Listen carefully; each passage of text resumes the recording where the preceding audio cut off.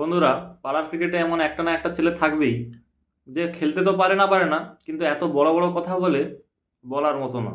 এমন একটা ধরনের ভাব দেখাবে যেন একটুর জন্য ইন্টারন্যাশনাল দলে খেলতে পারেনি।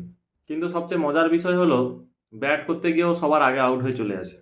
মানে যখন টস হবে তখন ওই টস করবে, আমি টস করব, আমি টস করলে আমার টিম জিতবে, এরকম একটা ভাবধারা। কিন্তু ও টস করলে ওরা টসেই হারবে।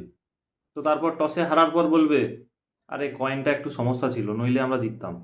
যখন বল করার সময় আসবে তখন বলবে, আমাকে বল দে, আমি উইকেট নিয়েই ছাড়বো। এমন ভাব করবে যেন ও পরপর সমস্ত উইকেট 6টা বলে 6টা উইকেট নিয়ে নেবে। ঠিক আছে, দিয়েও দেখা হয় নিতে পারে নাকি। 6টা বলে 6টা 6 খেয়ে চলে আসে।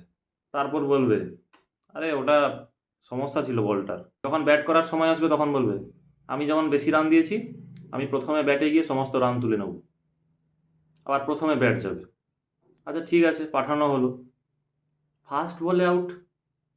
আরে তুই রান করবি বলেছিলি তো ফার্স্ট বলে আউট হয়ে চলে আসবে। দিয়ে বলবে, আরে ও ব্যাটের সমস্যা, ব্যাটটা ছোট ছিল ওই জন্য পারেনি।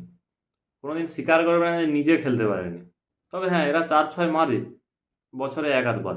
তো তোমাদের যদি এরকম বন্ধু থাকে তোমরা একটু ট্যাগ করে দাও এবং কমেন্ট করো। আর পাড়ার ক্রিকেটের আমি ফুল ভিডিও বানিয়েছি, তোমরা চাইলে দেখতে পারো, নিচে ডিসক্রিপশনে লিঙ্ক দেওয়া আছে।